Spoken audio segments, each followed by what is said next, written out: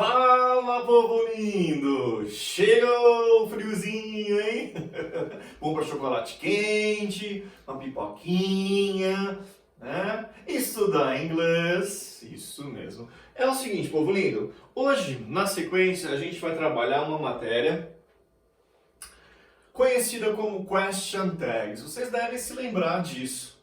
Question Tag é assim, ó. Hoje tá sol, não tá? Você foi no clube ontem? Não foi? Ele não estudou inglês. Estudou? Lembra disso? Para que serve uma question tag? Vocês lembram disso? Question tag, observem aí, ó. Ela serve basicamente para confirmar algo que foi dito. Então ela serve como uma confirmação. Beleza? E para você ter uma question tag, o que é necessário você ter? Olha lá, a estrutura que você tem que seguir. Sempre o auxiliar mais o sujeito, tá bom? Sempre você vai ter que ter isso, auxiliar mais sujeito. E para ficar fácil o entendimento, eu já separei alguns exemplos aqui para vocês, tá bom? Então vamos lá. A primeira frase, she speaks Italian. Para você ir bem nessa matéria, para você entender bem, você tem que lembrar de tempos verbais. Por isso que eu passei todos os tempos verbais, fiz uma revisão com vocês justamente para na hora que chegar nessa matéria tá tudo fresquinho na tua cabeça, tá bom? Por exemplo, a primeira frase, speaks, tá no presente, certo? Quais são os dois auxiliares do presente? Os dois auxiliares do presente são do e does, beleza? Qual que é a diferença do uso? Does é para he, she ou it e os demais você usa do, fechou? Muito bem. Como aqui é she, você vai fazer uso de does. Como que fica lá na question tag? Ela fala italiano. Não fala? Olha como que fica. Doesn't she? Tá lembrando? Muito bem. Mais uma frase, mais um exemplo. John went to Araraquara. Olha aí. O John, ele foi para Araraquara. Foi tá em que tempo? Passado. Qual que é o auxiliar do passado? Você se recorda? Muito bem. Did. Como que vai ficar lá? Didn't he? E assim foi. Beleza? E a última. He's not reading the email. He's not reading the email. Presente contínuo. Olha aqui, eu tenho o verbo to be mais o verbo com ing. Presente contínuo. Ele não está lendo o e-mail. Está? E aí? Is he? E assim vai. Tá? Se você observar esses três exemplos que eu te passei, você consegue extrair as três principais características para a question tag, tá? Lembra de uma? A que está mais em evidência é essa daqui, ó. Vamos lembrar. Essa frase está afirmando. O que eu fiz na tag? Eu neguei. Beleza? Quando a frase já estiver negando, o que eu faço? Afirma. Olha aí a primeira característica, então. Então, se a frase afirmar, você nega na tag. Se na frase negar, você afirma na tag. Isso é de regra. Tá bom? Beleza? Outra coisa. Doesn't é a mesma coisa que o quê? Does not. Didn't é a mesma coisa que o quê? Did not. Só que você não tem opção nas question tags, porque você sempre vai ter que usar formas contraídas. Então aqui eu não poderia colocar does not, sempre vai ter que ser doesn't. Aqui eu não poderia colocar did not, tem que ser sempre o quê? Didn't. E assim sucessivamente. Beleza? Tranquilo? Então não esqueçam. Se a frase afirmou, lá você nega. Se a frase negou, lá você afirma. Primeira característica. Sempre vou usar formas contraídas. E tem mais uma. Olha o sujeito da frase. John, o que eu usei lá? He. Nas demais eu já tinha pronome. Então, obrigatoriamente, eu sou obrigado a fazer uso de pronomes. Eu não posso usar os nomes. Sempre pronomes. Fechou? Belezinha? Lembrou disso? Bacana. Na sequência, o que a gente vai ver também? Os casos especiais, tá? Aqui, antes disso, eu tenho alguns exemplos para vocês, tá? Vamos lá fazer juntos para ficar claro isso na tua cabeça? Olha aqui, ó. They weren't helping. E aí? Tô negando, lá eu afirmo. Olha lá, were they. Belezinha? A próxima. Will bring. Ah, um detalhe, deixa eu te dar uma dica. Toda vez que eu tiver dois verbos, sempre, ó, dois verbos, dois verbos, dois verbos, qual que vai ser teu auxiliar? Sempre o primeiro. Toda vez que eu tiver mais que um verbo, sempre o primeiro é teu auxiliar, tá bom? Olha aqui, ó, weren't helping, eu usei o were. Will bring, qual que eu vou usar? Will. Haven't understood, qual que eu uso? Have. E assim por diante, belezinha? Então vamos lá. Aí você tem que prestar atenção naquelas regrinhas. Quais são? Afirmou, negou, negou, afirmou, sempre formas contraídas e sempre usa o pronome. Então vamos lá? A segunda, will, estou afirmando, então aqui eu vou negar. Olha como que fica. Opa, travou? Aí foi. Want, she, beleza? Lembrando que eu não poderia colocar o will not, sempre tem que ser want. A próxima. Haven't understood. Aqui eu neguei, então aqui eu afirmo. Outro detalhe, eu tenho Paul e Paola. Tem que usar pronomes, então você troca os nomes por pronomes. Olha como que fica. Have they. Como eu estou negando, aqui eu afirmo. Belezinha? Muito bem. E a outra? Eu tenho would come. Eu vou usar o próprio would. Como eu estou afirmando, o que eu faço lá na tag? Eu nego. Olha lá. Wouldn't he? E assim por diante. Beleza, gente? Entenderam essa matéria? Muito bem. Na sequência, agora sim eu tenho os casos especiais. Ó, não são casos especiais na verdade, são detalhes a mais que vai facilitar para você responder, tá? Quando eu tiver um apóstrofe S, ele pode ser de duas coisas principais. Ele pode ser de is ou de has. Dá para saber do que se trata? Dá. Presta atenção. Então, como eu falei para vocês, olha lá, ó, o apóstrofe S ele pode ser... Tá falhando aqui hoje. Aqui. Ele pode ser de is e pode ser de has. Então, dá para você identificar o que você vai observar tanto em um quanto no outro. O verbo que vier depois. Tá bom? Então, vamos lá. Se for de is, olha como que tem que estar o verbo. Com ing. Beleza? Se for de is, é verbo com ing. Já se for de has, é o verbo no particípio. Se for naquela tabelinha, é da terceira coluna. Tá bom? Então, o is, ing. Has, terceira coluna. Tá bom? Eu vou te dar uma dica. Guarda só quando for is. Porque se não tiver ing, obviamente só pode ser o outro. Aí fica fácil. Beleza? Vamos ver na prática? Dois exemplos. Olha a primeira frase. She's not talking to me.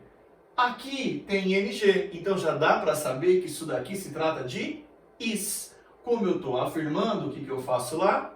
Nego. Olha como que fica. Is she. Tá vendo como é fácil? Aqui na segunda frase, eu tenho ing no verbo? Não, então só pode ser has. Tranquilo? Como eu estou afirmando, o que eu faço lá? Nego. Olha como que fica. Hasn't he? Tranquilo? Apóstrofe S, is ou has, is e ing, has terceira coluna, particípio. Fechou? Muito bem.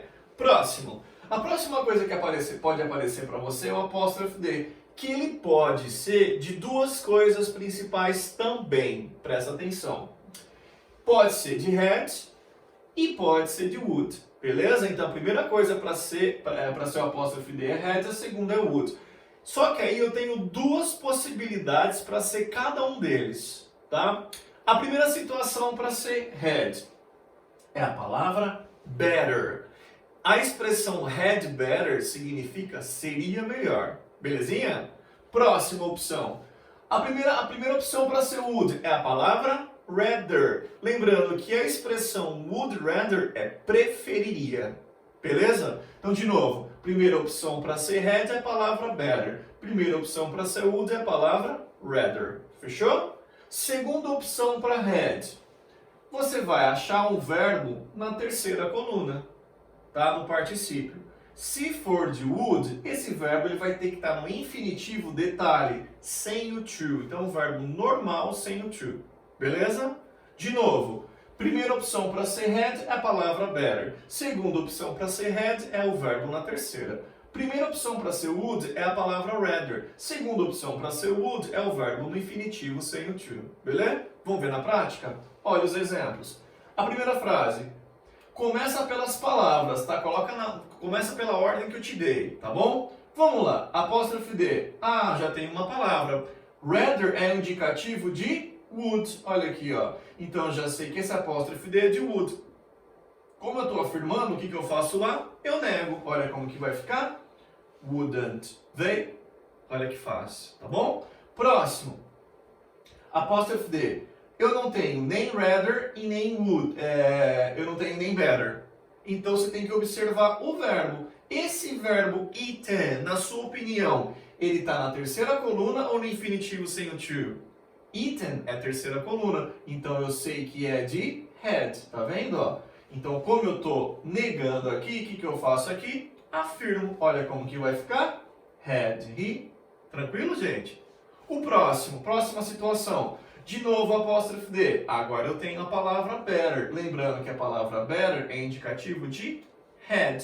Como eu estou afirmando, o que eu faço aqui? Eu nego. Olha como que vai ficar. Hadn't she. Tranquilo? E mais um. Apóstrofe D de novo. Aqui eu não tenho nem better e nem rather. Tenho um verbo. Break, na sua opinião, é terceira coluna ou infinitivo sem o to? Você já sabe, é infinitivo. Se é infinitivo, é would. Como eu estou negando, aqui eu afirmo. Olha como que vai ficar. Would, we, e assim por diante. Tranquilo isso? Então guardem, tá bom? Quando apóstrofe S, as opções que eu tenho, apóstrofe D, as opções que eu tenho. Tranquilinho, gente? Agora vamos sim para os casos especiais. Olha aqui, ó. Casos especiais. Aqui, nessa primeira frase, eu tenho um problema. Por quê? Olha aqui. A abreviação aqui do I'm é I am, não é? Muito bem. Então aqui, como eu estou afirmando, o que teria que fazer aqui? Negar. Só que qual que é a minha problemática? Qual que é o problema aqui? O am, ele não tem forma contraída que eu sou obrigado a usar na question tag, na negativa, não é isso? Eu não tenho am not, eu não tenho ele contraindo. Então eu vou ter que emprestar uma estrutura. Alguém lembra qual que é? Olha aí. Aren't I? Beleza? Então toda vez que tiver am, aqui eu vou ter que usar aren't I. Fechou? Muito bem. Agora, cuidado com uma coisa. Se eu tivesse na frase negando, por exemplo, I'm not shy, eu não vou usar are I, eu vou usar am I. Eu só empresto o que eu não tenho. O que eu tenho eu uso, o am eu tenho. Beleza? Entenderam isso? Ficou claro? Bacana. A gente acabou de ver o apóstrofe S. Lembra que eu falei para vocês que ele pode ser de is ou de has? O que você acha de que se trata aqui? Is ou has? E aí? Ó, vamos analisar a situação. Para ser is tem que ter ing. Não tem. Só que para ser has tem que ter verbo na terceira. Também não tem. E aí? É porque, na verdade, isso daqui ó, é um pronome, não é um verbo. É let us. Então aqui é a abreviação para us, o S. Beleza? O que você tem que guardar nisso é o seguinte. Toda vez que tiver let's, você vai usar uma question tag específica, que é shall we. Beleza? Guardem isso, é caso especial. Apareceu o let's, você manda o shall we. O shall, para quem não sabe, ele é um auxiliar e indica futuro. Geralmente a gente usa ele para fazer convite. Por exemplo, vamos ao cinema? Shall we go to the movies? E assim por diante, tá? A título de curiosidade, o shall ele só pode ser usado para duas pessoas, para I e para we, nenhuma outra, tá bom? O que você tem que guardar? Apareceu let's, você manda o shall we, tranquilo? Agora essas duas últimas frases, elas estão em qual tempo verbal? Para de falar. Abra, não vá, não fale, faça exercício. Isso mesmo, imperativo. Qual que é a característica principal do imperativo? Você vai falar para mim assim, ordem. Mas como eu sei que são ordens que estão sendo dadas aqui? Não vai ter ninguém berrando na tua orelha. Como que você vai saber? A característica principal é aqui, ó. É a ausência de sujeito. A frase começa direto do verbo. Está caracterizado em imperativo. Beleza? Presta atenção como que vai ficar no imperativo. Olha aqui. Tá travando. Aí. Will you? Will you? Então, se for imperativo, como que você vai saber que é imperativo? Não tiver sujeito, você manda um will you. Beleza? E ninguém perguntou, mas eu já adianto. Reparou que aqui eu estou afirmando? Reparou que aqui eu também estou afirmando? Então, no imperativo, não vai importar se você afirmar ou negar, sempre vai ser o will you. Você não vai colocar aqui, por exemplo, want you, beleza? O imperativo é uma exceção da exceção. É um caso mais que especial, beleza? E não tenta traduzir porque dá meleca. Por exemplo, abra o portão, abra você, não dá sentido. Lembrando que isso aqui é regra, é gramática, é norma culta, tá bom? Você tem que seguir essas regrinhas aqui. Belezinha, gente? De novo, as 3 principais características que você tem que guardar dentro da question tag, tá? Se a frase estiver afirmando, na tag você nega. Se na frase estiver negando, lá você afirma. Belezinha? Outra coisa, sempre vai ter que usar formas contraídas, tipo don't, doesn't, didn't. Você não pode separar, sempre contração, beleza? E você vai trocar todos os nomes que aparecerem nas frases por pronomes, beleza? É isso que você tem que lembrar. Fechou? Muito bem. E na sequência eu separei para vocês alguns exercícios, tá bom? Muito legais para você treinar aí. Como esse material que você tem aí é um material que eu vou deixar para vocês em PowerPoint. Na verdade, estou pensando melhor aqui.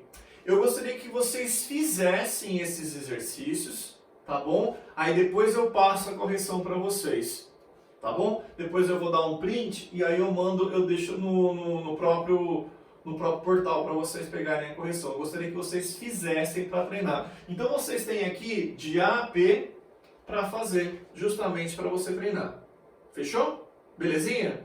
Era isso, gente. Espero poder ter ajudado vocês um pouquinho aí sobre question tags. E qualquer dúvida eu estou à disposição. Gente, ótima semana para vocês. Até a próxima!